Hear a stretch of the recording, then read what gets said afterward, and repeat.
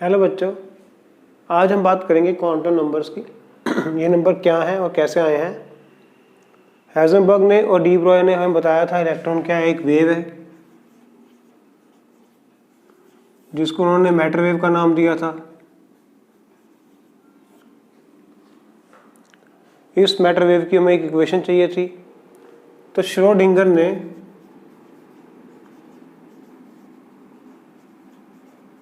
एक wave equation दी हमें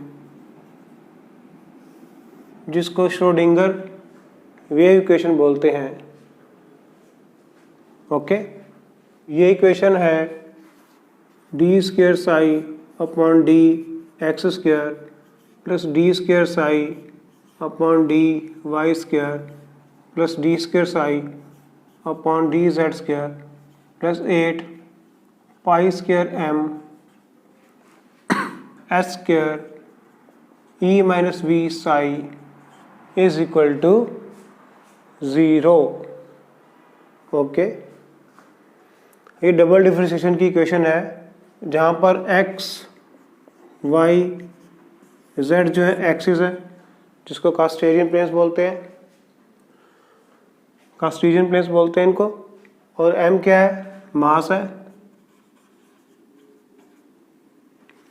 h क्या है, प्लैंक्स कांस्टेंट है। E क्या है, टोटल एनर्जी। V क्या है, पोटेंशियल एनर्जी। ओके, और सबसे इंपॉर्टेंट है ये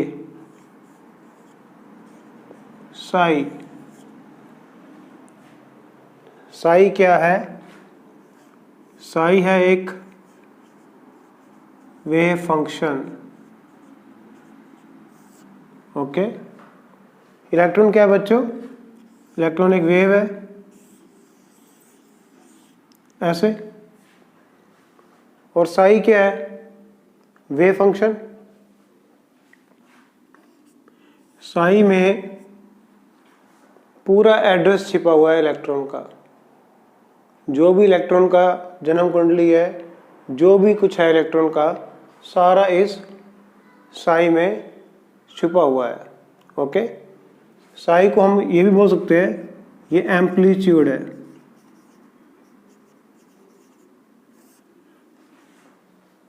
जितना ऊपर जाएगा उतना ही इलेक्ट्रॉन पाने की प्रोबेबिलिटी बढ़ती जाएगी। तो हम प्रोबेबिलिटी की बात करेंगे अब, क्योंकि इलेक्ट्रॉन जो है बच्चों एक वेव है जिसकी पोजीशन और मोमेंटम फिक्स नहीं है। तो हम ये बोलेंगे कि ये प्रोबेबिलिटी है कि इलेक्ट्रॉन यहाँ मिलेगा, हम श्योर नहीं है इसके बारे में। ठीक है, हम हर बार 90% नंबर लाते हैं लेकिन श्योर नहीं है इस बार भी आएंगे कि नहीं आएंगे, ऊपर नीचे भी हो सकते हैं। तो हम प्रोबेबिलिटी के बारे में बात करेंगे, एग्जैक्ट के बारे में बात नहीं करेंगे। ओके, तो ये साई जो है हमें बताता है एम्पलीट्यूड ऑफ वेव। और वेव किसकी है, इलेक्ट्रॉन की। तो यहाँ पर प्रोबेबिलिटी होगी पॉजिटिव, तो यहाँ पर क्या होगी, नेगेटिव। पर ऐसा तो हो नहीं सकता कि इलेक्ट्रॉन जो है वो प्रोबेबिलिटी उसकी नेगेटिव हो, वो तो मिलेगा ही मिलेगा क्योंकि वो वहाँ पर है। इसलिए साई हैज नो सिग्निफिकेंस। क्योंकि बच्चों साई की वैल्यू पॉजिटिव भी आ रही है, साई की वैल्यू नेगेटिव भी आ रही है, क्योंकि वेव ऊपर भी है वेव नीचे भी है। तो प्रोबेबिलिटी तो नेगेटिव हो नहीं सकती उसकी। ओके, 0 हो सकती है, नेगेटिव तो नहीं हो सकती। तो साई हैज नो सिग्निफिकेंस। तो फिर साइंटिस्ट ने क्या किया, इसका स्क्वायर कर दिया। साई का क्या कर दिया, स्क्वायर कर दिया, जो हमें प्रोबेबिलिटी डेंसिटी के बारे में बताता है। ठीक है, इसकी अगर कर्व बनाए तो ऐसी बनेगी, समवट लाइक दिस। तो प्रोबेबिलिटी ऑफ फाइंडिंग इलेक्ट्रॉन जो है हमें साई स्क्वायर से पता लगती है। जहां पर ये पॉजिटिव है वहां इलेक्ट्रॉन मिलेगा। सपोज ये यहां पर टच कर गई इसको, है ना, तो यहां पर इलेक्ट्रॉन नहीं मिलेगा। इस जगह को हम बोलते हैं नोड। नोड वो जगह होती है जहाँ इलेक्ट्रॉन के पास जाने की संभावना बिल्कुल जीरो होती है, क्योंकि इलेक्ट्रॉन की स्पीड वहां पर बहुत तेज होती है, वहां पर वो रुक नहीं सकता। तो हम क्या पढ़ रहे हैं? हम पढ़ रहे हैं श्रोडिंगर वेव इक्वेशन। ठीक है, श्रोडिंगर ने हमें बताई थी, ये वेव इक्वेशन दी थी हमें, जो कि कॉम्प्लेक्स वेव इक्वेशन है। इसको सॉल्व करना हमारे सिलेबस में नहीं है। जहां पर एक्स वाई जेड जो है एक्सिस है, ई टोटल एनर्जी है, वी पोटेंशियल एनर्जी है, और साई जो है वो वेव फंक्शन है बच्चों, जो वेव के एम्पलीट्यूड के बारे में बताता है। और यहाँ पर देखो तो एम्पलीट्यूड पॉजिटिव भी है और यहाँ पर नेगेटिव भी है, तो प्रोबेबिलिटी तो नेगेटिव हो नहीं सकती। और वेव फंक्शन में प्रोबेबिलिटी के बारे में बताता है इलेक्ट्रॉन की। तो साइंटिस्ट ने क्या किया, इसका स्क्वायर कर दिया। स्क्वायर करने से हमारे पास क्या आ गया? Probability density. उसका ग्राफ ऐसा बनेगा, जहां पर ये टच कर जाएगा वहां पर प्रोबेबिलिटी ऑफ फाइंडिंग इलेक्ट्रॉन क्या हो जाएगी? जीरो। जहां पर नहीं वहां पर पॉजिटिव। ठीक है, जहां पर टच करता है उसको बोलते हैं नोडल प्लेन। पर आज हम नोडल प्लेन की बात नहीं करेंगे, आज हम क्वांटम नंबर्स की बात करेंगे। तो क्वांटम नंबर्स हमारे पास कैसे आए, इसको रब कर देता हूं।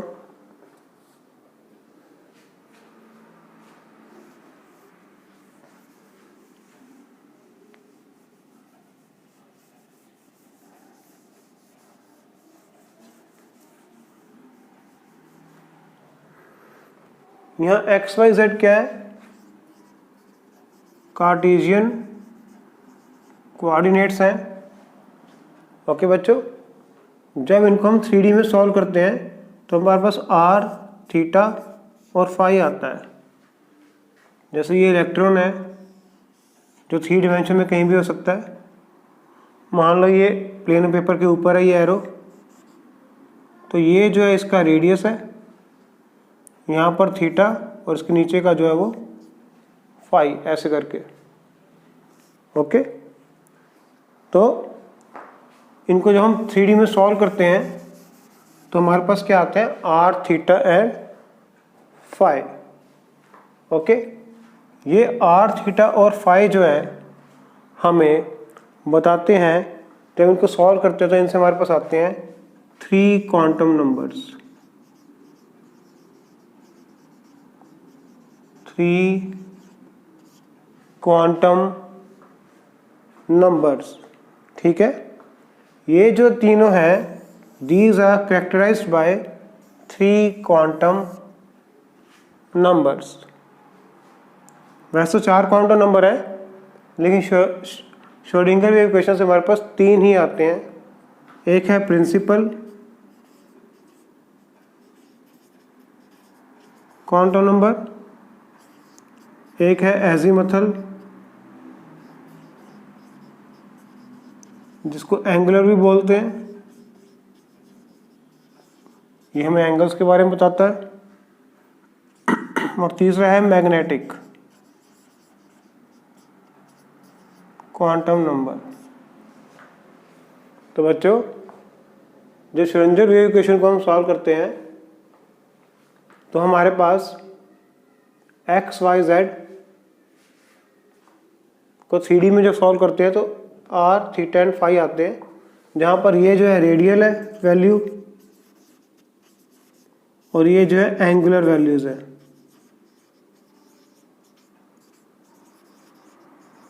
इनको आइगन वैल्यूज भी बोलते हैं साइंटिस्ट के नाम पे। तो इनको जब हम सॉल्व करते हैं बच्चों तो हमारे पास क्या आते हैं? 3 क्वांटम नंबर्स आते हैं। Principal quantum number, azimuthal quantum number and magnetic quantum number. एक और क्वांटम नंबर है स्पिन क्वांटम नंबर, जो हमने अलग से यूज किया है, श्रोडिंगर वेव इक्वेशन को यूज करके नहीं आता वो।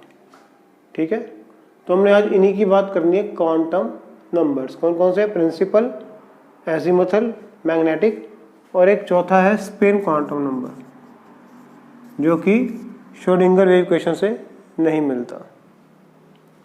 ठीक है, अब कर दूं?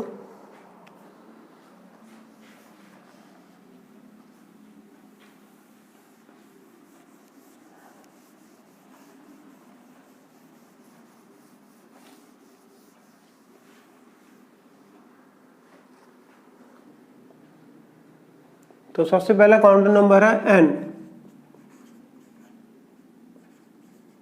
Principal quantum number. Okay, basically ये बोहर का आप ऑर्बिट भी मान सकते हो, लेकिन एक्चुअल में ये साइज ऑफ ऑर्बिटल को रिप्रेजेंट करता है। ऑर्बिट और ऑर्बिटल में इतना ही फर्क है कि ऑर्बिटल वो जगह है जहाँ पर इलेक्ट्रॉन के पाए जाने की प्रोबेबिलिटी बहुत ज़्यादा है, और ऑर्बिट जो है वो बोहर का रेडियस है, बोहर का जो शेल है, जहाँ पर इलेक्ट्रॉन आपको मिलेगा ही मिलेगा। बट ये हम प्रोबेबिलिटी की बात करते हैं तो ऑर्बिटल की बात करते हैं, ना कि ऑर्बिट की। स्लैंग लैंग्वेज में इसको हम ऑर्बिट बोल सकते हैं, बट एक्चुअल में ये हमें साइज ऑफ ऑर्बिटल बताता है। तो ये बोहर का ऑर्बिट है, एक्चुअल में ये क्या है ऑर्बिटल है, जो कितना भी बड़ा हो सकता है, उसके साइज के बारे में बताता है। इसकी वैल्यू 1 हो सकती है, 2 हो सकती है, 3 हो सकती है, 4 हो सकती है, 0 नहीं हो सकती, क्योंकि इंटेग्रल मल्टीपल है। ये जो हमें एनर्जी के बारे में बताता है, वेलोसिटी के बारे में बताता है, ओके, रेडियस के बारे में बताता है।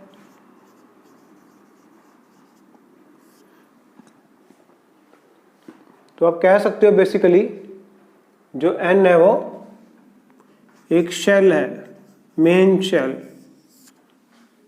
लर्न करने के लिए हमें इसको बोल देते हैं ये एक शेल है, या आप ये कह सकते हो कि एक सिटी है जिसके बारे में हमें ये बताता है, या सिटी नहीं तो स्टेट मान लो, उससे भी बड़ा।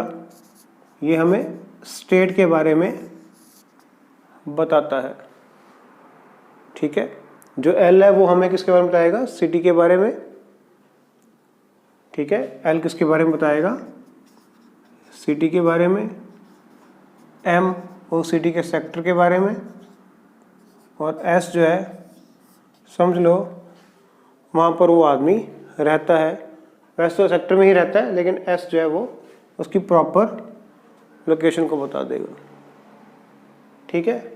तो हम बेसिकली इलेक्ट्रॉन के एड्रेस के बारे में पता कर रहे हैं कि इलेक्ट्रॉन कहाँ पर है। बहुत सामने हमें बताया था कि इलेक्ट्रॉन जो है वो XYZ कोई भी हो सकती है, स्टेट में रहता है। तो स्टेट में तो X नाम के बहुत सारे लोग रहते होंगे, तो ये हमें state, city, sector, house number सबके बारे में बताता है। इसको ऐसे हम याद कर सकते हैं, क्योंकि बेसिकली सारा मैथ्स है, इसको किसी न किसी तरीके से याद तो करना है हमने, तो इसको ऐसे कोरिलेट कर सकते हैं। या हम ये भी कह सकते हैं कि ये क्या है, शेल है, ओके, मेन शेल, जहाँ पर हमें जो साइज ऑफ ऑर्बिटल है, या वो आपका स्कूल का कैंपस है बहुत बड़ा, उसको हम बोल सकते हैं शेल है, ठीक है। तो प्रिंसिपल क्वांटम नंबर हमें शेल के बारे में बताता है। उसके बाद आता है हमारे पास दूसरा क्वांटम नंबर, जो है एजीमुथल। एजीमुथल जो है वो एंगुलर मोमेंटम के बारे में बताता है, ओके। इसको L से रिप्रेजेंट करते हैं। बेसिकली ये हमें क्या बताता है बच्चों, शेप्स के बारे में बताता है कि जहाँ पर इलेक्ट्रॉन रह रहा है उस जगह की शेप कैसी है।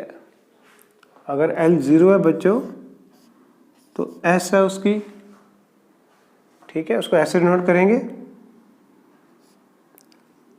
यहाँ जगह कम है, यहाँ ले लेते हैं। अगर L 0 है तो वो S को रिप्रेजेंट कर रहा है, ठीक है। और अगर L जो है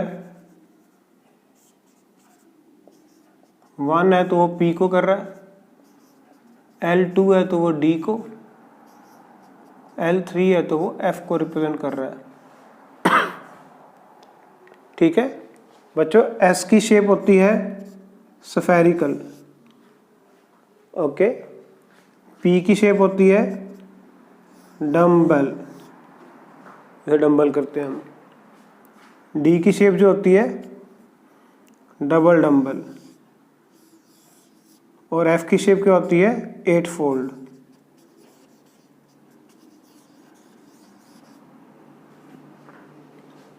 ओके।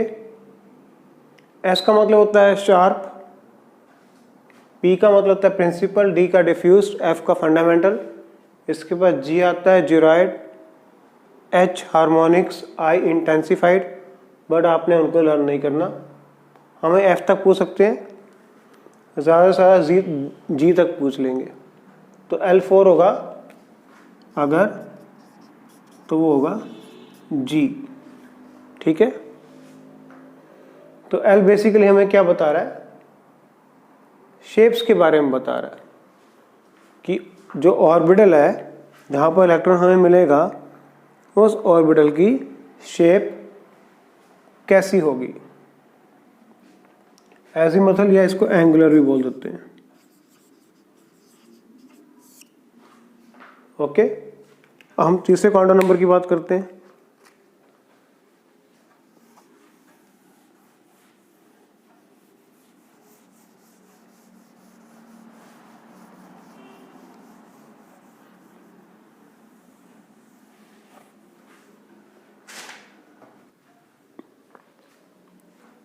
तीसरा है मैग्नेटिक क्वांटम नंबर।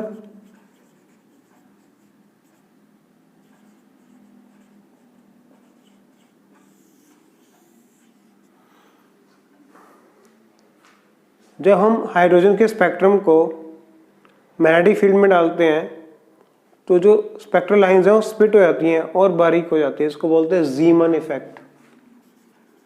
जीमन इफेक्ट। ठीक है। ये क्यों होता है इसके बारे में हमें बोहर साहब ने नहीं बताया था, तो वो कहाँ से आता है, मैग्नेटिक क्वांटम नंबर से आता है। ये बेसिकली हमें नंबर ऑफ ऑर्बिटल्स के बारे में बताता है।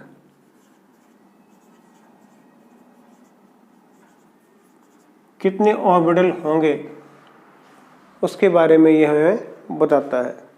ठीक है। इसकी वैल्यू -L से +L तक हो सकती है, जिसके बारे में हम अभी बात करेंगे। ओके। चौथा क्वांटम नंबर जो है वो स्पिन क्वांटम नंबर है, जो श्रोडिंगर वेव इक्वेशन से नहीं आया है। ये इलेक्ट्रॉन की स्पिन के बारे में हमें बताता है। ठीक है। इलेक्ट्रॉन ऐसे स्पिन करता है जैसे आपकी कार का वाइपर है, या ऐसे, या ऐसे। दो ही स्पिन के तरीके हैं इसके। सपोज ऐसे नॉर्थ साउथ है तो ऐसे क्या हो जाएगा, साउथ नॉर्थ, है ना, आपने फिजिक्स में पढ़ा हुआ है। तो इनके बीच में क्या हो जाएगी, अट्रैक्शन, मैग्नेटिक अट्रैक्शन। ओके। लेकिन इलेक्ट्रॉन के ऊपर चार्ज क्या होता है, नेगेटिव, तो यहां पर क्या आएगी, इलेक्ट्रोस्टैटिक रिपल्शन।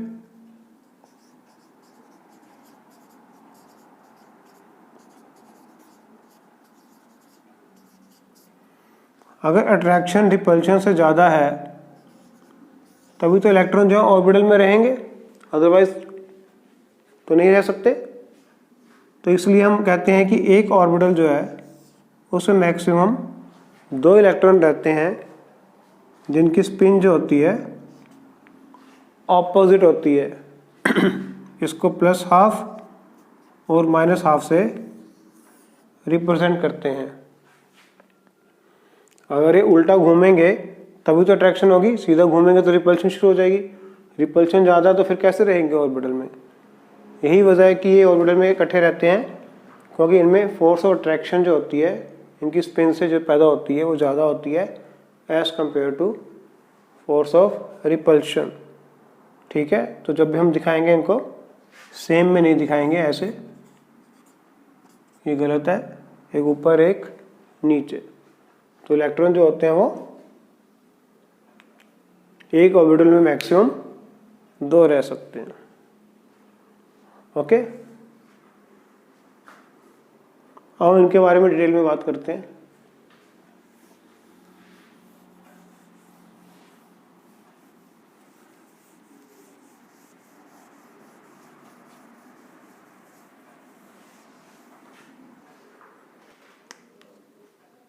तो यहां पर हम लिखते हैं N L M S। ठीक है, अगर ये हो गया हमारा स्लैंग लैंग्वेज में शेल, ये हो गया सब शेल, ये हो गया ऑर्बिटल, ये उसमें इलेक्ट्रॉन्स। ठीक है, अगर शेल 1 है तो सब शेल भी क्या होगा, एक ही होगा, लेकिन L की वैल्यू जो है हमेशा n-1 होती है। ओके, तो n अगर 1 है तो L क्या होगा बच्चों, 0 होगा, और ये क्या होगा, s ऑर्बिटल में होगा।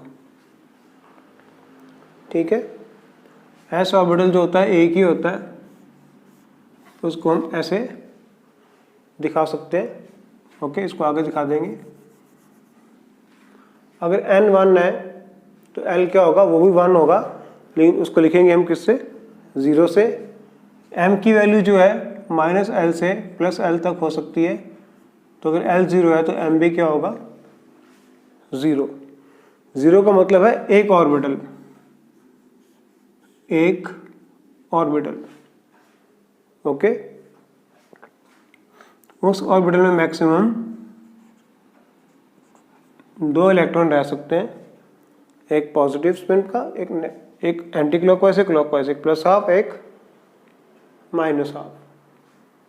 ठीक है, तो n अगर 2 है बच्चों तो L क्या होगा बच्चों, वो भी 2 होंगे, एक 0 जो S है और एक 1 जो क्या होगा बच्चों, P होगा, क्योंकि हमेशा ये n-1 लिखते हैं हम। अगर ये 2 हैं तो ये भी 2 होंगे, लेकिन नंबरिंग इनकी ऐसे होगी, और अगर ये 0 है तो ये भी 0 है, ये -L से +L तक कुछ भी हो सकता है, तो -1 0 1। ओके, तो इसमें एक ही ऑर्बिटल है, और इसमें कितने हैं, 3 है। हर एक में कितने इलेक्ट्रॉन आएंगे, 2 इलेक्ट्रॉन आएंगे।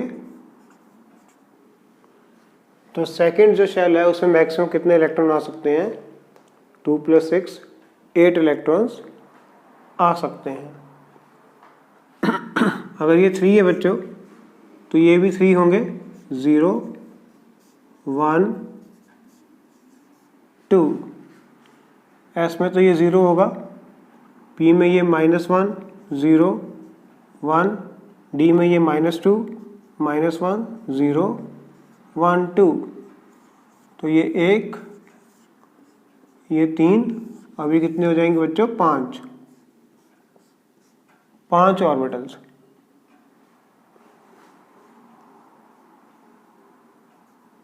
और हर एक में कितने इलेक्ट्रॉन होंगे, 2 2।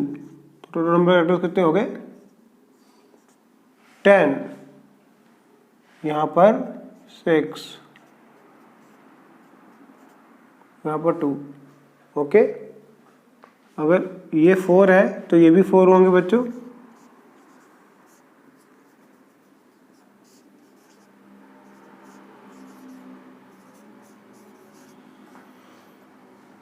ये 0, ये -1 0 1 -2 -1 0 1 2 -3 -2 -1 0 1 2 3।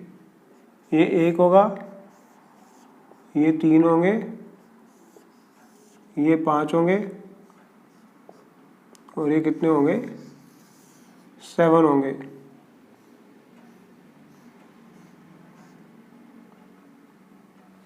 तो मैक्सिमम इसमें 14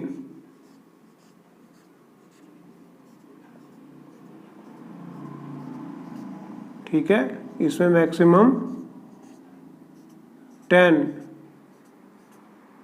इसमें मैक्सिमम 6 और इसमें 2। तो इस तरह से हम इसको फिल करते हैं।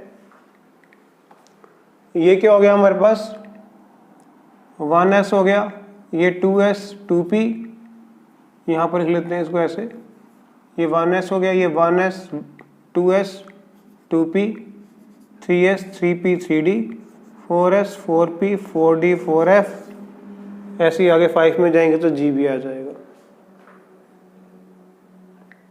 तो ये वो क्वांटम नंबर्स हैं जो हमें पूरे एड्रेस के बारे में बताते हैं कि इलेक्ट्रॉन इस स्टेट के, इस सिटी के, इस सेक्टर के, इस हाउस में रहता है।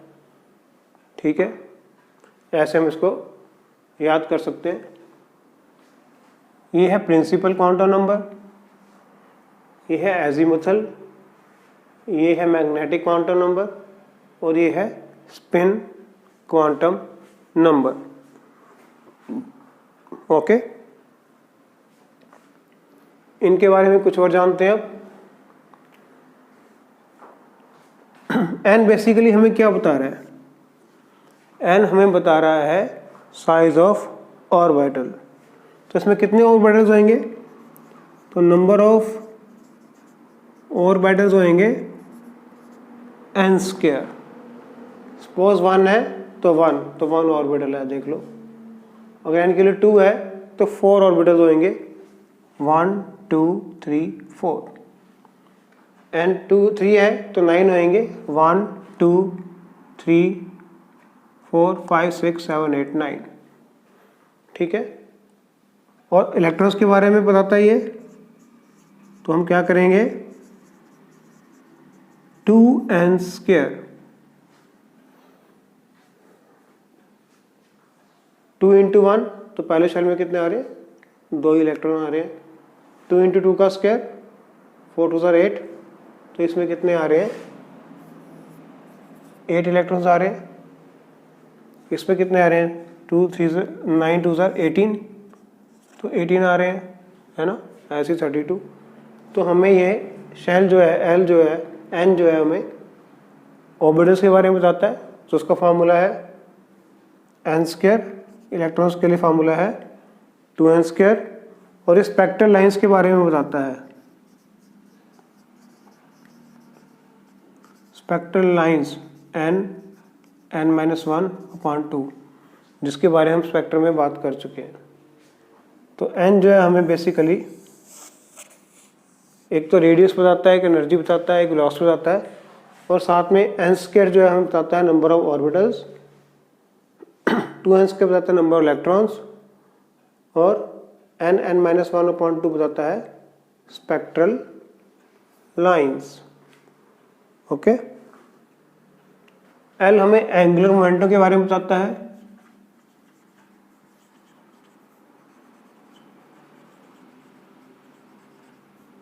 h/2 पाई l प्लस 1। ओके, और साथ में हमें ये ऑर्बिटल्स के बारे में बताता है, 2l प्लस 1। इलेक्ट्रॉन्स के बारे में बताता है 2l प्लस 1। अगर l 0 है तो उसमें एक ही ऑर्बिटल होगा, l अगर 1 है तो उसमें 3 ऑर्बिटल होंगे। उनको मल्टीप्लाई कर दो 2 से तो हमारे पास क्या आ जाएंगे, इलेक्ट्रॉन आ जाएंगे। तो जो l है वो हमें इन 3 चीज़ों के बारे में गाइड करता है। ओके, और जो s है वो हमें स्पिन क्वांटम नंबर के बारे में बताता है। उसका फॉर्मूला होता है h/2 पाई s प्लस 1। सेम ही है, सेम फॉर्मूला। ओके, तो स्पिन जो होता है हमें स्पिन एंगुलर मोमेंटम के बारे में बताता है। तो ये है हमारे 4 क्वांटम नंबर्स। ठीक है, जो हमें पूरा एड्रेस बताते हैं इलेक्ट्रॉन का। n 1 है तो l 0 है, तो m भी 0 है। ओके, ये वाला n अगर 2 है तो ये भी 2 है, 1 and 2, ये रे, ये 3 है तो ये भी 3 है,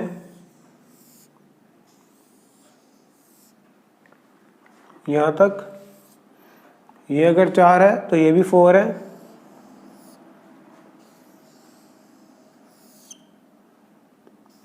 ठीक है।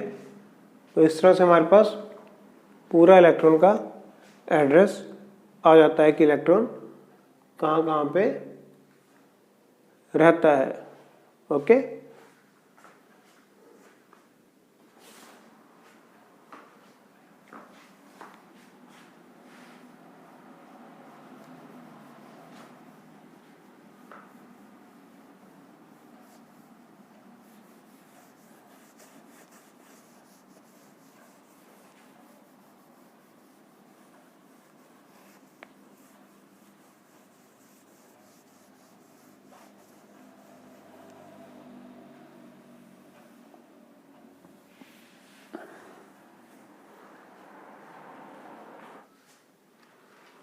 इसमें आसान क्वेश्चन बन सकता है कोई, विच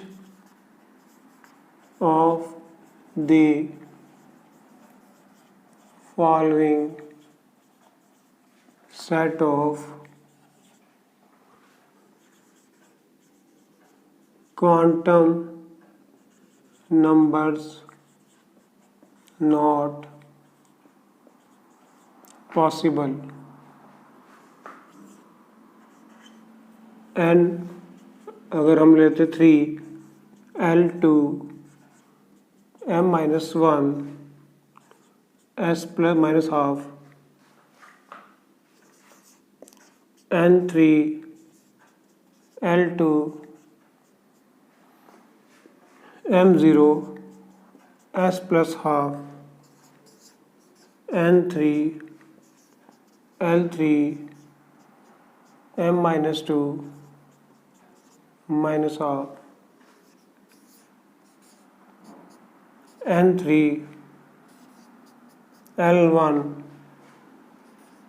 m0। तो इसमें से कौन सा पॉसिबल नहीं है बच्चों?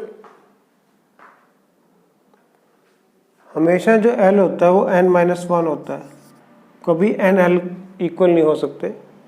अगर n3 है तो L क्या हो सकते हैं? 0, 1, 2 हो सकते हैं, L3 नहीं हो सकता। तो ये वाला जो है वो गलत है। बाकी n3 है तो L2 है तो m-1 हो सकता है, पॉसिबिलिटी है, ये सब पॉसिबिलिटीज़ है। इसके लिए भी ठीक है, इसके लिए भी ठीक है, यही गलत है क्योंकि इसमें L जो है वो क्या आ रहा है? 3 आ रहा है, n भी 3 है जो कि कभी इक्वल नहीं हो सकते। ओके, तो इस तरह के सिंपल क्वेश्चन इसमें बन सकते हैं। तो ये है हमारा आज का टॉपिक, क्वांटम नंबर्स। आसान है ना? आज का टॉपिक इतना ही। गुड नाइट बच्चों।